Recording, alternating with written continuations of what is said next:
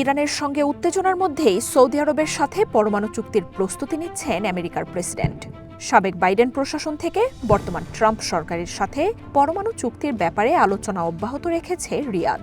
তবে বেসামরিক চুক্তি হলেও তাতে পরমাণু অস্ত্র সম্প্রসারণের বিরুদ্ধে কোনো শর্ত থাকবে না বলে জানিয়েছে রয়টার্স।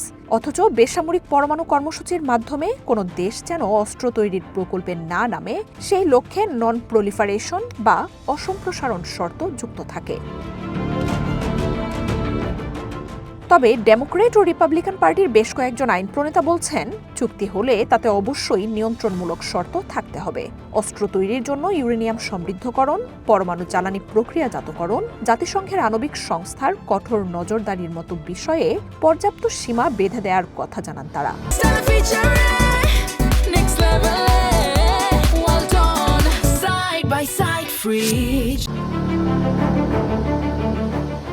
আমেরিকার অস্ত্র নিয়ন্ত্রক সংস্থা ও অ্যাডভোকেসি গ্রুপগুলো বলছে, ট্রাম্পের পাঠানো প্রাথমিক রিপোর্ট অনুযায়ী সৌদি আরবের পরমাণু কর্মসূচির কেন্দ্রে থাকবে ওয়াশিংটন। তবে তাতে রিয়াদের পরমাণু অস্ত্র তৈরির লক্ষ্যে ইউরেনিয়াম সমৃদ্ধকরণের পথ খোলাই থাকবে।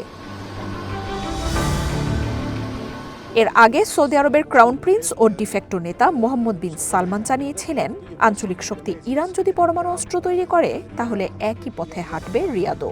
নিজেদের নিরাপত্তা ও মধ্যপ্রাচ্যে শক্তির ভারসাম্যের জন্য তা জরুরি বলেও জানান তিনি।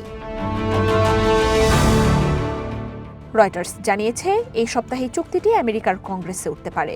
90 দিনের মধ্যে সেনেট ও হাউস বিরোধিতা প্রস্তাব পাশ না করতে পারলে সৌদির সঙ্গে পরমাণু চুক্তিটি কার্যকর হবে।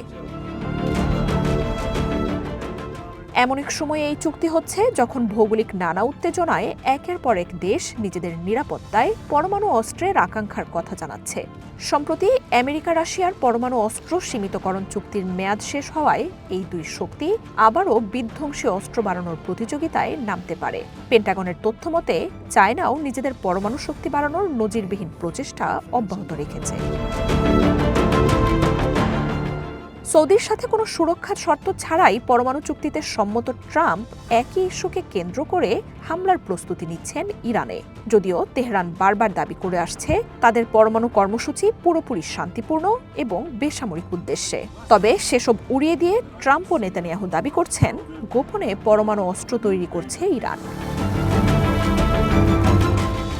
এদিকে মধ্যপ্রাচ্যের আরেক শক্তি ইসরায়েল আনুষ্ঠানিকভাবে স্বীকার না করলেও দেশটির হাতে পরমাণু অস্ত্র থাকার কথা উঠে এসেছে বিভিন্ন গণমাধ্যমে। মার্জিয়া উপমা, ওয়ান ইন্টারন্যাশনাল ডেস্ক।